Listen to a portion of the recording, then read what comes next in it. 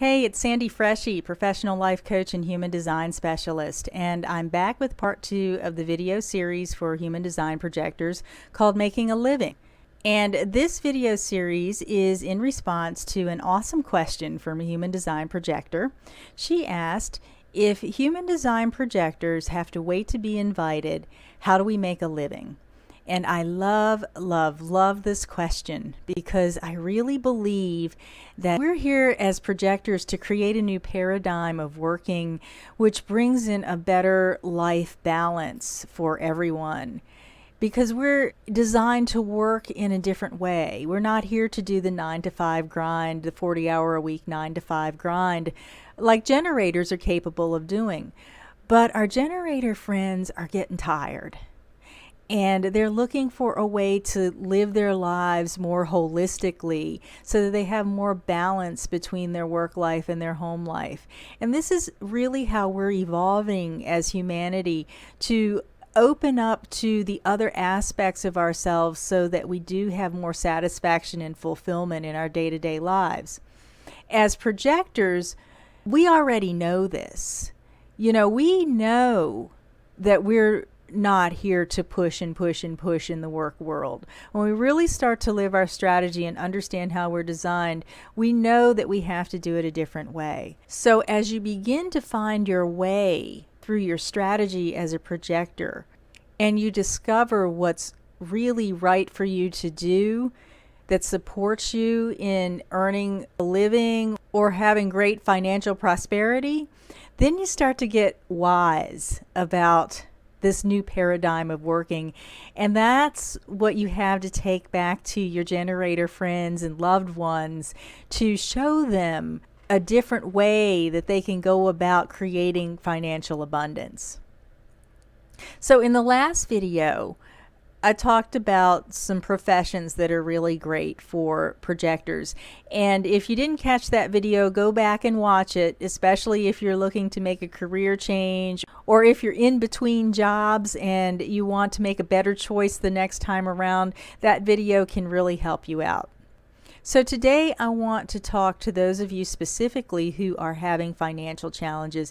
And so many of you have shared your stories with me about how when you discovered that you were a projector, you realized that you were working in ways that just weren't getting you anywhere. And you now find yourself in a financial bind. So what do you do when you're in a financial bind because now you're burnt out, or the way that it used to work for you doesn't work anymore? How do you survive financially while you're really working to master your strategy and get yourself into a new career or a new place where you can manifest abundance and financial resources in a different way? Well, you have to do what you have to do, right? You got to do what you got to do. You got to pay the bills. And that's where I was back in 2009. Now, if you listen to the free teleclass at humandesignprojector.com, the 4 things that human design projectors must know to live like royalty, you know a little bit about my story, that I had a great massage practice for about 17 years. And I knew instinctively that the business of massage was good for me because I could have some flexibility and time to rest. Even though I didn't know that I was a projector at the time, I knew that this was something that I really needed to do for myself. However, I ran my business like a generator. And after about 17 years, when I came up on my mid-40s, I kind of crashed. And I crashed in a big way. Luckily, I got some money for my business before I got out, but I was pretty fried and burnt out by the time I left. My marriage crashed, my whole lifestyle crashed, and before I knew it, I was living in a little bedroom in my parents' home, just trying to get my life back together. Now, I had just discovered human design and that I was a human design projector and what that meant. And I knew that I needed to just stop and take a break and recalibrate for a while. So when the money ran out from the sale of my massage business, there I was. I still had bills. And if you are finding that you're in this situation yourself, you know what I mean. You have to pay the bills, even though you have to do what you have to do to support yourself physically, to make sure that you rest and you take time out if you're burnt out or have been burnt out for years. You know that it doesn't serve you and it doesn't support you to worry about how you're going to make your ends meet. So here's my advice, and I'll tell you my story with my advice. Go out and get a job. Now, I know our strategy is to wait to be invited. And yes, for the big thing that we're supposed to do in our lives, to live that big purpose or our big heart's desires, we do need that invitation, and we need to wait for that invitation.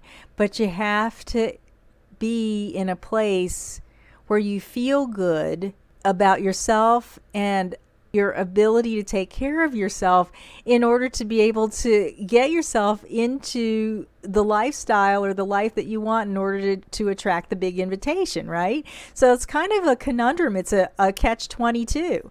If you sit back and wait, you're not going to get your bills paid, and you're not going to be able to feel supported.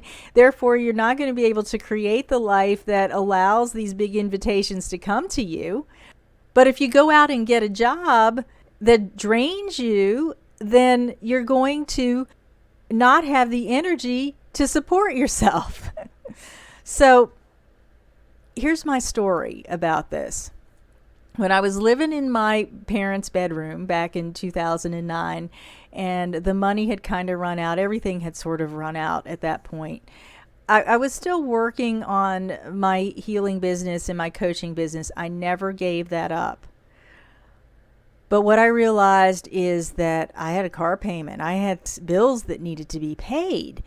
And I needed to find some sort of a job that could support me so that I could continue to learn and study and build my dream business on the side. So I put my dream business to the side. And really, at that point, I was so exhausted and so drained from years and years of living like a generator that I didn't have the resources inside of me, the energy inside of me to really make my dream business work. So finally, I surrendered. I just put it off to the side. But I had to have a job. And here's what I did. Before I went to look for that job, I set an intention. I told myself, okay, this is just temporary until I can literally get my feet back under me and start working at my business again. And then I defined what I needed to have in that job. First of all, I needed to work with people that I liked. People who were uplifting and good and honest and supportive and all of those things. I needed to have a regular paycheck. At that point, I had eliminated a lot of my expenses, so I didn't have to have a six-figure paycheck. I just needed to have some regular income so that I could pay my bills and not get behind. I also needed to have some flexibility. I wanted some flexibility so that I could enjoy my life. I could take a day off or switch a shift or do what I needed to do some of the things that I love that filled my soul and lifted my spirits. And ideally, I wanted to work from home so that I didn't have to expend a lot of energy to go out into the world and commute and come home and waste all of that time. I knew that I wanted that time to rest and take care of myself. So, of all things, I got a telemarketing job. And it wasn't just any telemarketing job. It was actually a telemarketing job where I worked for charities. So I could at least kind of resonate with what I was doing, and it was somewhat meaningful to me. And of course, the people who worked there also found meaning in what they were doing. And I discovered that my coworkers and the managers in that organization were really great people, and they were really supportive and positive. So I started the job even though I had to travel to a call center. And I just started by trusting that it would all kind of work out. And in my mind, I knew it was only temporary. Okay, and as long as I could find meaning and some enjoyment in going to work every day, I could make this work and keep paying my bills and keep working my business on the side. So I started out at a call center that was about an hour away. So that was a 2-hour commute time back and forth to this place. That lasted about 3 weeks, and then I realized that there was a call center that was only about 30 minutes away. So I asked to be transferred. So you see how this is working. One thing leads to another, leads to another. Okay, so I transferred up to the other call center that was closer to home. And I finished my training up there, and I started working there. And the people there were even more supportive and even nicer. And I made some friends there. And I worked at the call center for about 2 months. And I believe that because I kept my mindset positive and kept my eye on my intentions, that this was only temporary and that I was going to embrace this job as a gift that was intended to support me while I got my energy back and got myself back on my feet, that I called to me just the right things that I needed at the right time. So after about 2 months of working there, the organization made an announcement that they were going to expand the workforce without expanding their physical offices. So they wanted to offer people the opportunity to work from home without taking a cut in pay. So of course I jumped on that. I mean, what did I say I wanted? Aside from it being temporary, which it was, it lasted about 5 months, and I wanted to be around really supportive people and in a supportive environment, which it was. And I also wanted to work from home. So here I was with my computer in my room, able to roll out of bed in the morning and take calls and make calls and go out for walks on my break. And also I had the flexibility to be able to switch my schedule up as long as I was a 40-hour a week job. As long as I did those 40 hours, I could switch my schedule up with other people or come in later or work over on some nights so that I could carve out time for myself to do some of the things that I wanted to do with friends and family, and even just take breaks from time to time or travel. So it worked out really well for me.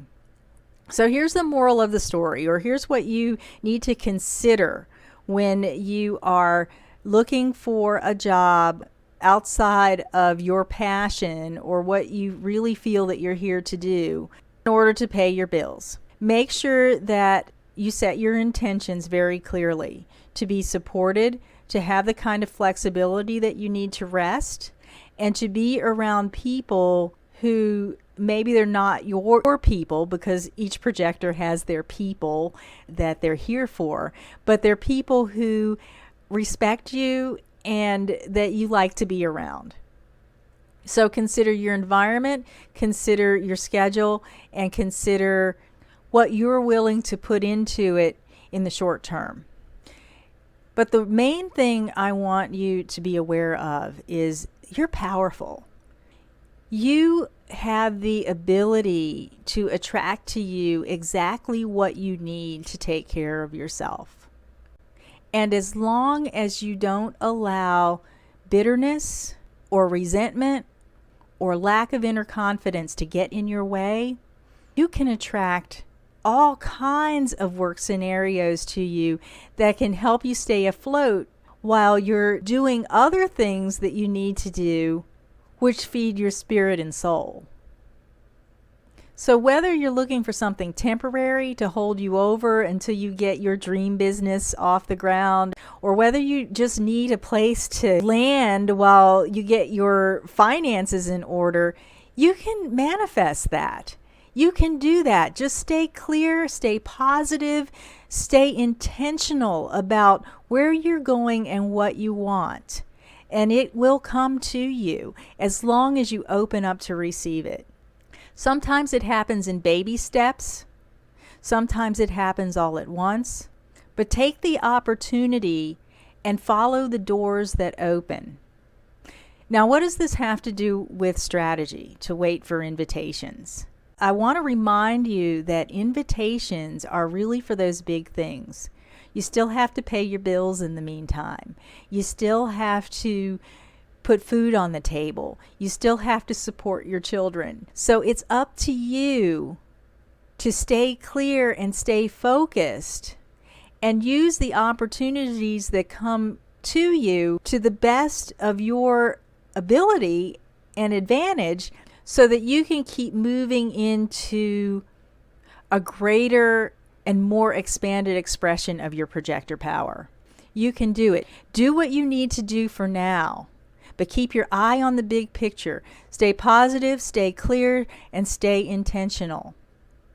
And if you need support or if you need like-minded people around you and you don't have that right now, I invite you to check out the Projector Empowerment Program. We have some awesome people in that program who are extremely supportive and who are doing the same things or are in the same situations that you may find yourself in today. I'm also available for one-on-one guidance, for coaching, to help you understand your design better, whatever you need to get yourself on that path of being more financially abundant, more spiritually satisfied, more emotionally empowered. We're here for you. You don't have to go through this life alone, struggling and wondering how you're going to get to the place where you feel invited, supported, and truly abundant. You just have to take the first steps, reach out for the support that you need, and open up to receive it, and it will all come to you. You're just that powerful.